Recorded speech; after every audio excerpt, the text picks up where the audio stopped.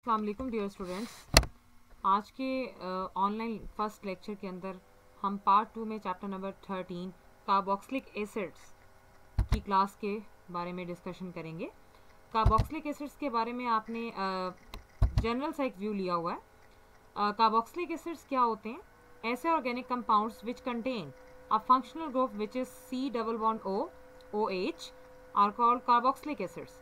तो ये जो फंक्शनल ग्रुप है ये आपके पास बेसिकली कार्बोनिल ग्रुप से मिलकर बना है, और कार्बोनिल ग्रुप और हाइड्रोक्सिल ग्रुप ये दो ग्रुप्स मिलते हैं तो कार्बोक्सिल ग्रुप बनता है।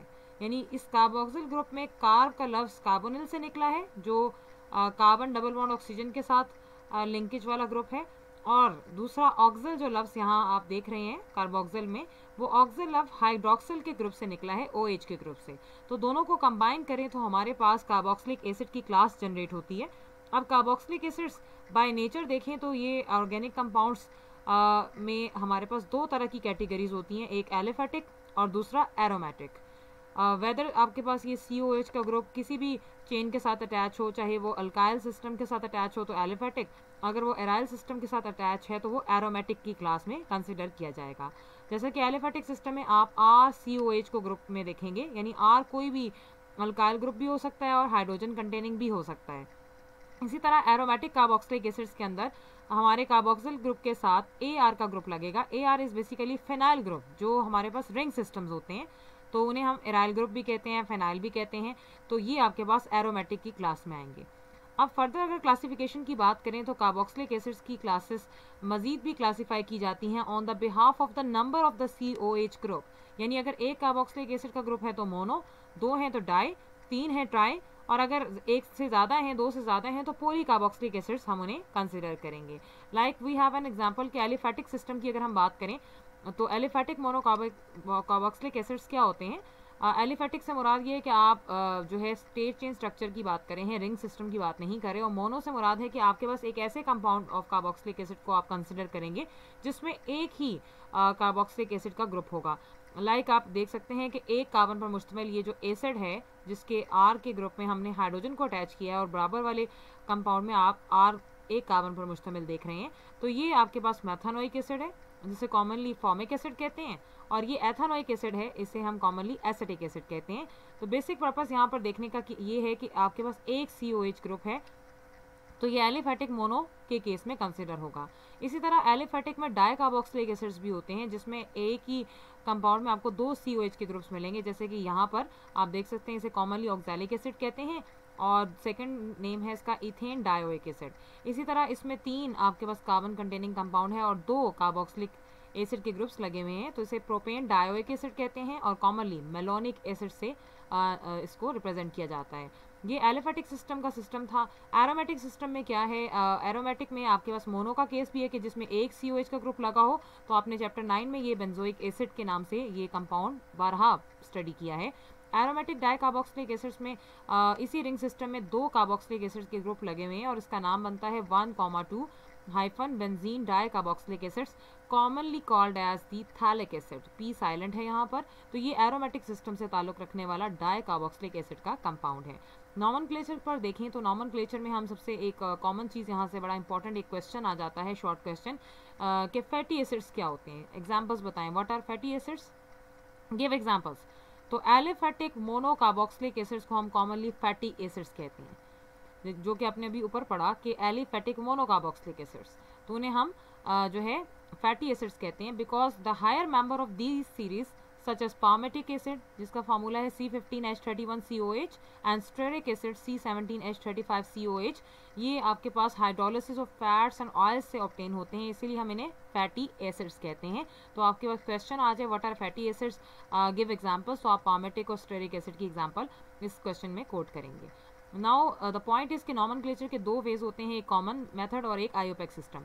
कॉमन मेथड में आयोपेक से डिफरेंट होता है, और कॉमन मेथड में हम किसी सोर्स पर बात करते हैं, यानी कॉमन मेथड में जितने भी कार्बोक्सिलिक एसिड्स हैं उनका नाम सोर्स की बुनियाद पर रखा गया है जहाँ से वो आइसोलेट किए जाते हैं। लेट्स सपोज कि हम सबसे कॉमन सी बात करें, ये जो एंट्स होती हैं इनकी बाइट से हमें फॉर्मिक एसिड मिलता है और लैटिन ज़ुबान के अंदर इसे फॉर्मिका कहा जाता है, एंट, क्योंकि ये एंट से हासिल हो रहा है और उसे लैटिन ज़ुबान में फॉर्मिका कह रहे हैं, तो उसी सोर्स से इसका नाम फॉर्मिक एसिड रखा गया, यानी इसे सबसे पहले रेड एंट्स की डिस्टिलेशन से हासिल किया गया। इसी तरह हमारे पास सेकंड जो एसिड है वो एसिटिक एसिड है, जिसे विनीगर से, जो कॉमनली हम घरों में यूज़ करते हैं, उससे आइसोलेट किया गया है और लैटिन ज़ुबान में विनीगर एसिटम को कहते हैं, तो उससे ये लफ्ज़ एसिटिक एसिड निकला है। इसी तरह थर्ड जो है ब्यूटारिक एसिड है, जो बटर से हासिल होता है और बटर को ब्यूटायरम कहते हैं, वहाँ से ये नेम डिराइव हुआ, यानी सोर्स मैटर करता है कॉमन नेम में कि आप कार्बोक्सिलिक एसिड का नेम कैसे देंगे। इसी तरह आयोपेक सिस्टम में अगर हम देखें तो आयोपेक सिस्टम में आपने एक वर्ड जहन में रखना है, अल्कानोइक एसिड। अब अल्का में 1 कार्बन वाला हो, 2 कार्बन वाला हो, 3 कार्बन वाला हो, आपने कंपाउंड में कार्बन गिनकर उसके अकॉर्डिंग यहाँ पे नेम लिखना है और साथ ओइक एसिड लगा देना है। तो आयोपेक सिस्टम में हम इस तरह से ये नेम देते हैं नॉमेनक्लेचर में। तो इसको देखते हैं कि फर्दर कुछ टेबल में भी आपको कुछ समझ आएगी कि किस तरह से काम हो रहा है, यानी आपने एंड पर ओइक एसिड लगा देना है अपनी चेन के कार्बन्स को गिनकर। अरेबिक न्यूमरल्स में इसकी पोजीशन ऑफ सब्स्टिट्यूएंट्स को डिनोट किया जाता है। कार्बोक्सिलिक एसिड की अपनी जो कार्बन है, इसको आप जब भी नंबरिंग करेंगे तो ये 1 कंसिडर होगी और साथ वाली 2, फिर 3rd, फिर 4th। तो इस तरह हम वेराइटी देखते हैं। ये एक टेबल है जिससे आप कॉमन और आयोपेक सिस्टम को अंडरस्टैंड कर सकते हैं कि ये 1 कार्बन वाला एसिड फॉर्मिक एसिड है, ये एसिटिक एसिड है, ये प्रोपानोइक एसिड है और 4 वाला आपके पास ब्यूटारिक एसिड है। और अगर यही 4 कार्बन्स आइसो की फॉर्म में हो तो आइसोब्यूटारिक एसिड। और अगर आप आयोपेक सिस्टम में देखें तो आपने अभी देखा कि अल्कानोइक एसिड के अकॉर्डिंग हम नाम देते हैं, क्योंकि 1 कार्बन पर मुश्तमिल है ये कंपाउंड, तो इसे आप मैथानोइक एसिड कहेंगे, 2 वाले को एथानोइक, 3 वाले को प्रोपानोइक, 4 वाले को ब्यूटानोइक और 4 अगर आपके पास कोई स्ट्रेट चेन फॉर्म में नहीं है, आइसो फॉर्म में है, तो फिर आप उसे जो है सिस्टम ऑफ नॉमेनक्लेचर के रूल्स के अकॉर्डिंग नेम देंगे, यानी आपके पास 3 कार्बन वाली लिस्ट जो है वो सिलेक्ट होगी और 1 कार्बन आपके पास जो है सब्स्टिट्यूएंट कहलाएगी और वो कार्बन नंबर 2 पर मौजूद है, तो आप 2 मिथाइल प्रोपानोइक एसिड इसे कंसिडर करेंगे। नॉमेनक्लेचर के बाद जो हम देखेंगे वो है मेथड्स ऑफ प्रेपरेशन, कि किन किन ज़राए से, किन किन तरीके से और किन किन क्लासेस से हम इन्हें बना सकते हैं कार्बोक्सिलिक एसिड्स को। सो सबसे कॉमन, हम मोस्ट ऑफ द चैप्टर्स में ये रिएक्शन पढ़ चुके हैं कि अल्कोहल और एल्डिहाइड्स ये दोनों ज़रिया हैं कार्बोक्सिलिक एसिड बनाने का। आपने एक ऑक्सीडेशन ट्रेन स्टडी की थी जिसमें आप एक जितने भी कार्बन वाला अल्केन है उससे आप अल्कोहल बना सकते हैं ऑक्सीडेशन पर। वो भी कैसे कि सेम कार्बन है तो ऑक्सीडाइजिंग मीडियम यूज़ करेंगे तो आपके पास वही उतने ही कार्बन वाला अल्केन अल्कोहल बना देगा और अल्कोहल जो है उतनी ही कार्बन के साथ एल्डिहाइड बनाता है ऑक्सीडेशन पर, और वही एल्डिहाइड फर्दर ऑक्सीडाइज कर दिया जाए तो कार्बोक्सिलिक एसिड बनाता है। अगर आप उस चीज़ को रिमेंबर रखें तो आप ये पॉइंट बहुत आसानी से मेंशन कर सकते हैं। तो यहाँ पर जो है प्राइमरी अल्कोहल हो या आपका कोई एल्डिहाइड हो, तो 2 ज़राए हैं। प्राइमरी अल्कोहल हो, आर है तो जनरल रिएक्शन है ये, जिसमें ऑक्सीडेशन के लिए हमने एसिडिफाइड पोटेशियम डाइक्रोमेट का इस्तेमाल किया तो उतनी ही कार्बन वाला हमें एल्डिहाइड मिला, जिसे दोबारा वही कंडीशन दी और फर्दर ऑक्सीडाइज किया तो आपको कार्बोक्सिलिक एसिड मिल गया। अब यहाँ पर आप ये सेकंड में ये जो है एग्जाम्पल के साथ देख रहे हैं कि आर की जगह हमने कार्बन को पुट कर लिया है, तो आप एथानॉल से एथनल और एथनॉल से एथानोइक एसिड हासिल कर रहे हैं। दूसरा, एल्डिहाइड से अगर आपने एसिड बनाना है तो वो सिंगल स्टेप में हो जाएगा। अल्कोहल से हमें 2 स्टेप में काम करना पड़ेगा। एल्डिहाइड से हम एक ही स्टेप में काम कर लेंगे कि एल्डिहाइड्स में आप किसी भी माइल्ड ऑक्सीडाइजिंग एजेंट का इस्तेमाल करें, जैसे कि टॉलेंस रिएजेंट, जो कि प्रीवियस चैप्टर नंबर 12 में आपने स्टडी किया, that is called ammoniacal silver nitrate solution. तो वो आप जब ऑक्सीडाइजिंग मीडियम के तौर पे यूज़ करते हैं तो एल्डिहाइड कन्वर्ट हो जाता है डायरेक्टली उतने ही कार्बन वाले एसिड में। तो ये एक सिंपलेस्ट वे है कार्बोक्सिलिक एसिड बनाने का। सेकेंड हमारे पास जो सोर्स है वो है अल्केन नाइट्राइल्स। अल्केन नाइट्राइल्स क्या हैं उनको पहले देखते हैं, फिर हम इसका तरीकाकार समझेंगे कि इससे कैसे कार्बोक्सिलिक एसिड बनता है। तमाम वो कंपाउंड जिसमें साइनाइड का ग्रुप हो, यानी कार्बन ट्रिपल बॉन्ड नाइट्रोजन का ग्रुप मौजूद हो, उन्हें हम नाइट्राइल्स कहते हैं। अब इन नाइट्राइल्स की जो हाइड्रोलिसिस होती है उसके लिए हमें एसिड या अल्कली चाहिए होता है। उसके साथ जब इसे बॉयल किया जाता है तो हमारे पास फाइनल कार्बोक्सिलिक एसिड की क्लास जनरेट होती है, like R C triple bond N. ये अल्केन नाइट्राइल है जिसमें आप वाटर डालेंगे, बॉयल करेंगे एसिडिक या बेसिक मीडियम की मदद से, तो ये सी एन का ग्रुप डायरेक्टली COH में कन्वर्ट हो जाएगा और साथ आपके पास अमोनिया गैस निकलेगी। और अगर R की जगह आप कोई अल्काइल ग्रुप लगा रहे हैं तो वाटर और HCl की मौजूदगी में ये CN का ग्रुप जो है COH में कन्वर्ट हो जाएगा और साथ जितनी भी कार्बन्स होंगी वो चेन का हिस्सा बनी रहेंगी और आपको रिस्पेक्टिव एसिड बना कर देंगी और साथ अमोनियम क्लोराइड जनरेट होता है। यही अल्केन नाइट्राइल्स जो है कैसे प्रोड्यूस होते हैं, जो आपके पास कार्बोक्सिलिक एसिड बना रहे हैं, ये अल्केन नाइट्राइल्स की प्रिपरेशन अगर आप देखें तो हम इसे अल्काइल हैलाइड और पोटेशियम साइनाइड की मदद से बनाते हैं in the presence of the alcoholic medium. तो ये पोटाशियम यहाँ से X ग्रुप को ले जाएगा, पोटाशियम हैलाइड बनाएगा और R और CN जो है ज्वाइन करके हमारे पास अल्केन नाइट्राइल बना कर देते हैं। इस पॉइंट का फ़ायदा ये है कि इसमें जो एसिड प्रोड्यूस होता है प्रोडक्ट में, उसमें हमेशा एक इजाफी कार्बन हमें मिलती है, यानी आप जितनी कार्बन वाले से अल्केन नाइट्राइल से काम करेंगे आपको एक इजाफी कार्बन प्रोडक्ट में मिलेगी। तो ये एक बड़ा इफ़ेक्टिव वे है इसकी अल्केन नाइट्राइल से काम करने का। तीसरा है जो ग्रिग्नार्ड रिएजेंट, जो हम ऑलरेडी देख चुके हैं कि ग्रिग्नार्ड रिएजेंट हो तो उसमें आप ईथर की मौजूदगी में, ड्राई ईथर की मौजूदगी में कार्बन डाइऑक्साइड ऐड करते हैं, तो ये आपके पास एक कॉम्प्लेक्स बनाएगा जो फर्दर एसिडिक मीडियम में जाकर अल्कोहल कार्बोक्सिलिक एसिड बना कर देता है। तो ये आप प्रीवियसली कई दफ़ा देख चुके हैं कि ये ग्रिग्नार्ड रिएजेंट है, अल्काइल मैग्नीशियम हैलाइड। इसमें आपने कार्बन डाइऑक्साइड डाला तो कार्बन पॉजिटिव है, बाकी ये नेगेटिव है, तो ये आपके पास ये मेटल पॉजिटिव है और ये दोनों नेगेटिव हैं, तो कार्बन इस पर हमला करेगी और कार्बन CH3 कार्बन के साथ जुड़ जाएगी नेक्स्ट में जाकर, और जो नेगेटिव हिस्सा है ऑक्सीजन का जिस पर नेगेटिव चार्ज आ जाता है उसके साथ मैग्नीशियम और ब्रोमो ग्रुप लग जाते हैं, और फर्दर जब इसे एसिडिक मीडियम में in the presence of water डाला जाता है तो यहाँ से बॉन्ड ब्रेक होगा, O के पास हाइड्रोजन आ जाएगी और MgBr के पास जो है OH का ग्रुप आ जाएगा। तो इस तरह से ये हमें जो है एसिड मिल जाता है। जितनी भी कार्बन वाला ग्रिग्नार्ड रिएजेंट आप यूज़ करेंगे आपको एक इजाफी कार्बन डाइऑक्साइड से मिलेगी जो ग्रिग्नार्ड रिएजेंट से आप प्रोड्यूस कर सकते हैं। तो ये वाहिद हल है हमारे पास कि ग्रिग्नार्ड रिएजेंट में कार्बन डाइऑक्साइड डालकर आप अपनी मुतल्लिका चेन का कार्बोक्सिलिक एसिड हासिल कर सकते हैं। फोर्थ स्टेप है by the hydrolysis of asters. Asters की हाइड्रोलिसिस में कैसे काम होता है कि एस्टर्स को बॉयल किया जाता है first with the base sodium hydroxide, और रिजल्ट में आपको साल्ट ऑफ एन एसिड मिलेगा। फिर उस साल्ट को आप एसिड के साथ ट्रीट करेंगे तो कार्बोक्सिलिक एसिड आप हासिल कर सकते हैं। जैसे कि यहाँ 4 रिएक्शंस हैं जिसमें पहले 2 रिएक्शंस एक ही रिएक्शन कंसिडर होंगे और जनरल टर्म में आएंगे, और नीचे वाले दोनों को आप एग्जाम्पल के तौर पर लेंगे जो एक ही रिएक्शन में कैटेगराइज होंगे। ये है आपका एस्टर RCOOR प्राइम, जिसमें आपने पहले बेस डाली है तो ये R और ये OH मिलकर अल्कोहल बना रहे हैं और पीछे बाकी सारा ग्रुप कंबाइन हो जाता है, तो ये RC double bond O negative Na यानी sodium salt of N acid बना। अब इसी को आप दोबारा लेंगे और इसमें अब सेकेंड टाइम, पहले आपने बेस डाली थी एस्टर में, अब आप एसिड डालेंगे, तो एसिड में से जो क्लोरो ग्रुप है वो सोडियम को लेकर NaCl बनाएगा और पीछे जो आपका ग्रुप सारा कंबाइन हो जाता है और सोडियम की जगह आकर हाइड्रोजन अटैच होती है तो वो कार्बोक्सिलिक एसिड जनरेट होता है। इसी तरह अगर आप R में एग्जाम्पल पुट कर लें, एक तरफ CH3 ले लें और एक तरफ C2H5 ले लें तो यहाँ एथेनॉल भी बनाएंगे और फाइनली आप जो है एथेनोइक एसिड भी क्रिएट कर सकते हैं। तो this is the second way, fourth way of the hydrolysis of esters by which we can get carboxylic acid. Last method है by the oxidative cleavage of alkenes. Oxidative cleavage होती है break down.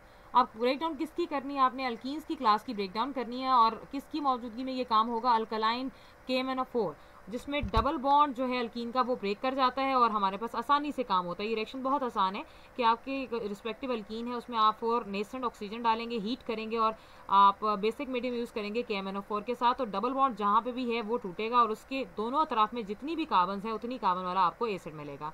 क्योंकि ये symmetrical alkenes हैं हमारे पास यहाँ पर जो हम देख रहे हैं, तो हमें एक ही जैसा मिक्सचर मिला है, और अगर अनसिमेट्रिकल अल्कीन होगी तो आपको वैरायटी मिलेगी।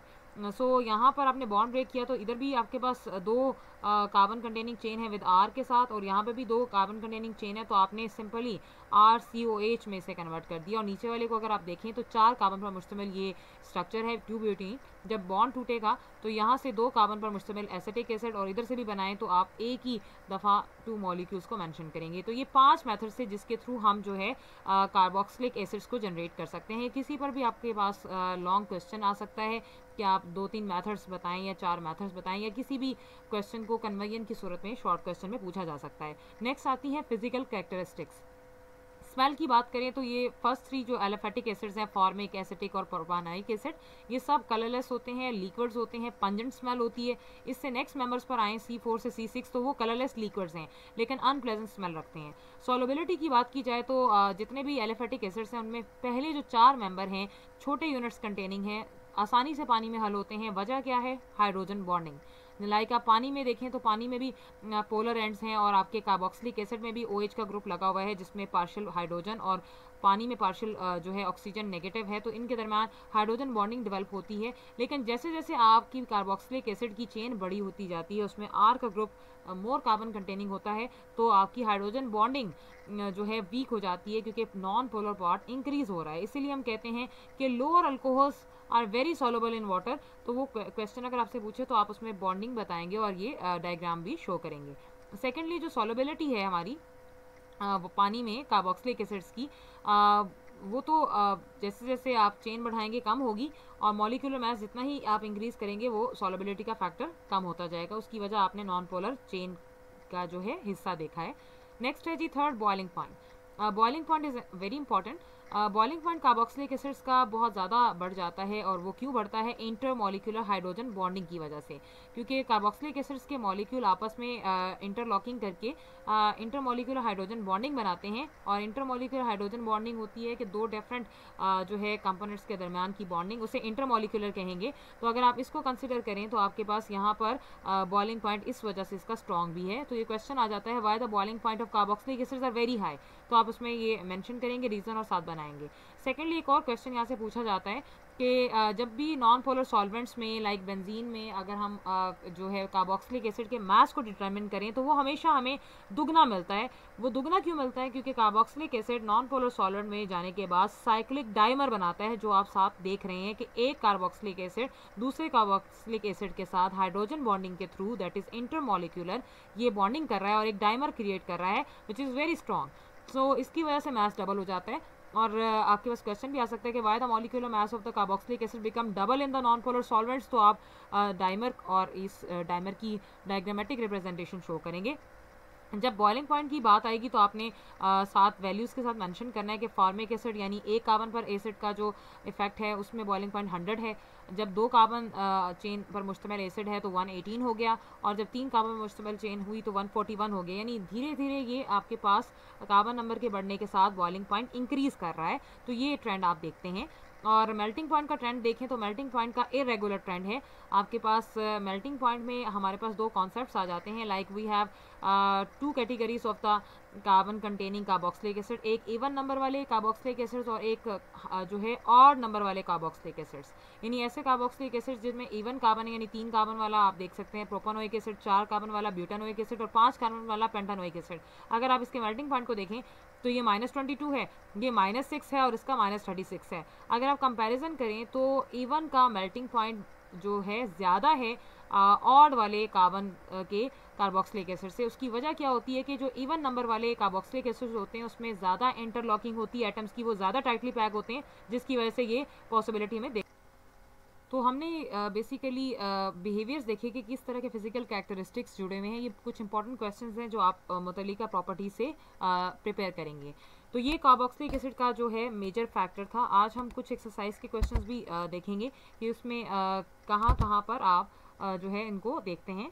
तो एक्सरसाइज के हवाले से बात की जाए तो हमारे पास यहाँ पर जो है क्वेश्चन नंबर जो 4 है, right on the structure formulas of the following. आप नॉमेनक्लेचर स्टडी करें तो ये क्वेश्चंस आप देखेंगे, जैसे कि वैलेरिक एसिड कहते हैं पेंटानोइक एसिड को, और प्रोपानोइक एसिड में 3 कार्बन आते हैं। इसी तरह ऑक्सैलिक एसिड आपने अभी डाइकार्बोक्सिलिक एसिड में देखा, बेंजोइक एसिड भी आपने एरोमेटिक सिस्टम में देखा, एसिटिक एनहाइड्राइड आपने चैप्टर नंबर 9 में स्टडी किया हुआ है, और एसिटाइल क्लोराइड भी उसी चैप्टर में आपने देखा है।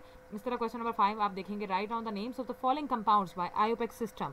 तो आपने नॉमेनक्लेचर स्टडी करना है, देन आपके पास ये जो फार्मूलाज आ रहे हैं उनके नाम आपने प्रिपेयर करने हैं। इसे हम कहते हैं 1 2 3 propane dioic acid, malonic acid, और ये आपका बनेगा 3 कार्बोक्सिल बेंजोइक एसिड, जिसे आइसोथैलिक एसिड भी कहते हैं। थैलिक एसिड तब बनता है जब 2 एडजस्टेंट पर लगे हों कार्बोक्सिलिक ग्रुप। तो ये है आपका मेथानोइक फॉर्मिक एसिड, और ये है आपके पास इथाइल एसीटेट का ग्रुप।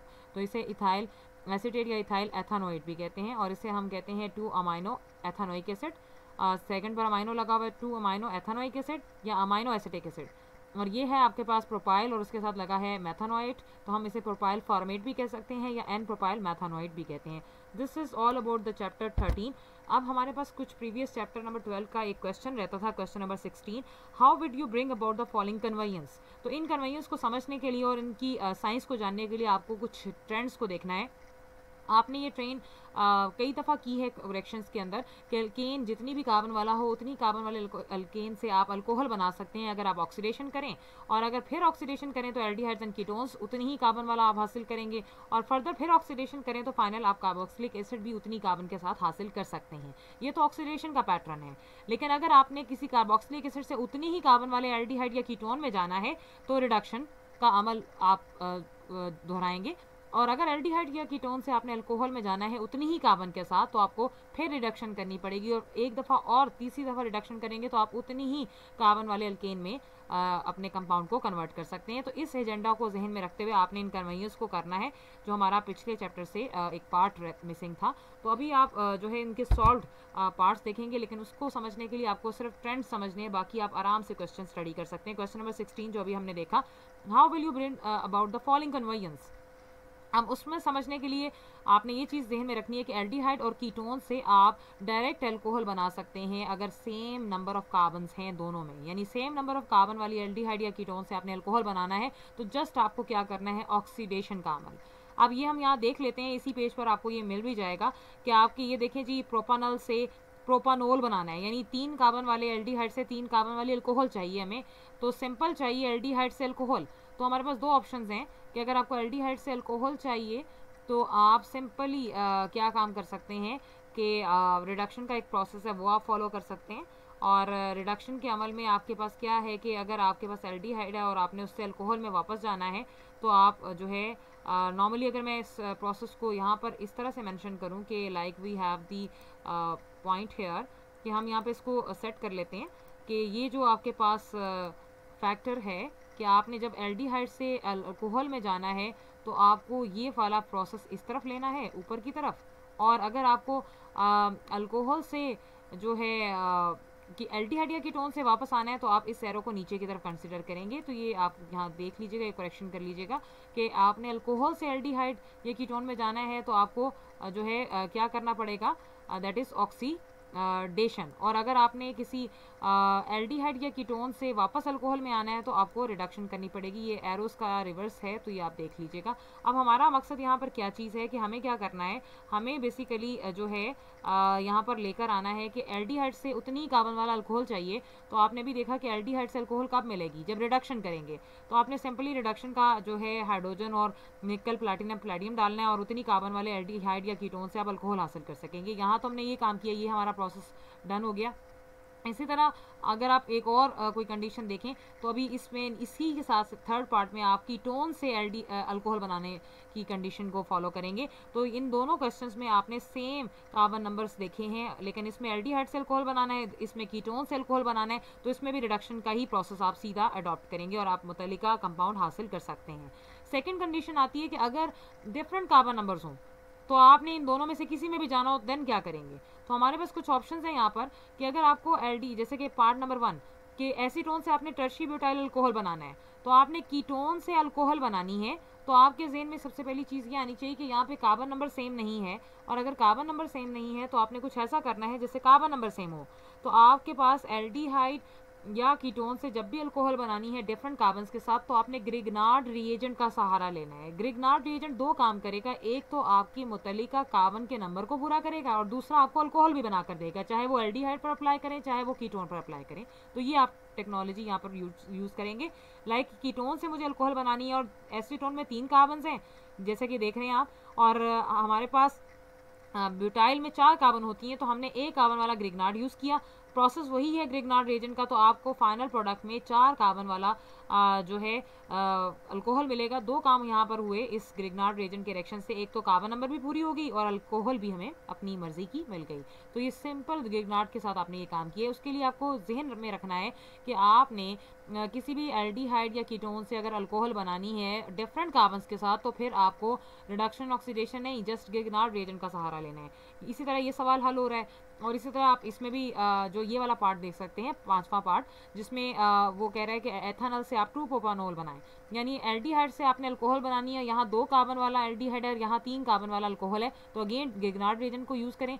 ये आपके पास एल्डिहाइड है 2 कार्बन वाला, जिसमें आप एक और कार्बन आपको चाहिए, तो आप ग्रिग्नार्ड रिएजेंट में एक ही कार्बन का इस्तेमाल करेंगे ईथर की मौजूदगी में। फाइनली आपको 3 कार्बन वाला अल्कोहल भी मिल गया और आपके पास कार्बन नंबर भी पूरा हो गया, क्लास भी आपने वही हासिल की जो आप चाहते थे।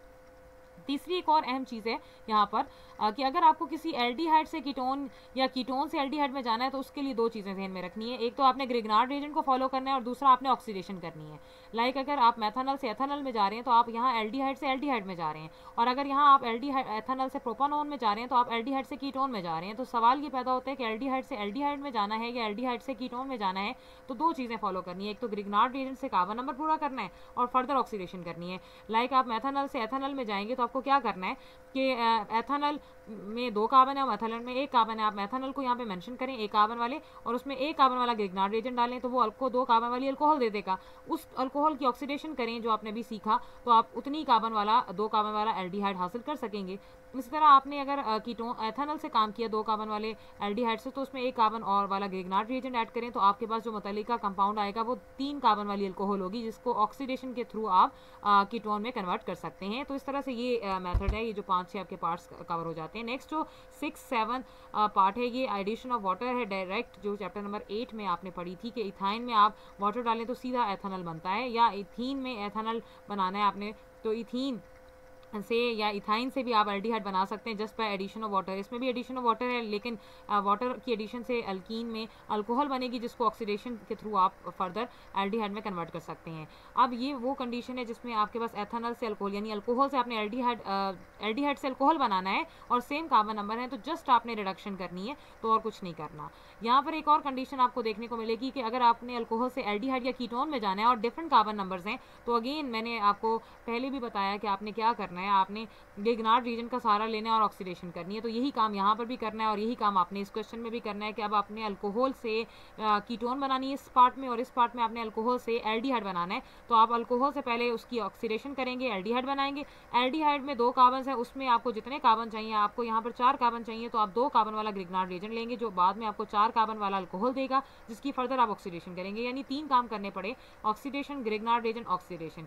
यहाँ पर भी ऐसे ही होगा कि आपने अल्कोहल से अगर कीटोन नहीं एल्डिहाइड बनाना है तो ऑक्सीडेशन करेंगे, फिर अपनी मर्जी का कार्बन नंबर वाला ग्रिग्नार्ड रिएजेंट यूज़ करेंगे और वो आपके पास फिर फर्दर ऑक्सीडेशन करेंगे। यानी 3 स्टेप्स, ऑक्सीडेशन, ग्रिग्नार्ड और ऑक्सीडेशन से आप ये काम कर सकते हैं। फाइनली लास्ट पार्ट है एथेनॉल से एथेनोइक एसिड, यानी आपने सीधी ऑक्सीडेशन करनी है। एथेनॉल की ऑक्सीडेशन से एल्डिहाइड मिलेगा और एल्डिहाइड्स की ऑक्सीडेशन से आपको कार्बोक्सिलिक एसिड मिलेगा। तो दिस इज द पार्ट। इन सारी कन्वेंस को करने के लिए आपको इन बातों को याद रखना है जो आपको साथ साथ मेंशन करके बताई गई हैं। This is all about. तो आपका चैप्टर नंबर 12 भी खत्म हो गया और 13 का फर्दर जो पार्ट है हम नेक्स्ट लेक्चर में स्टडी करेंगे।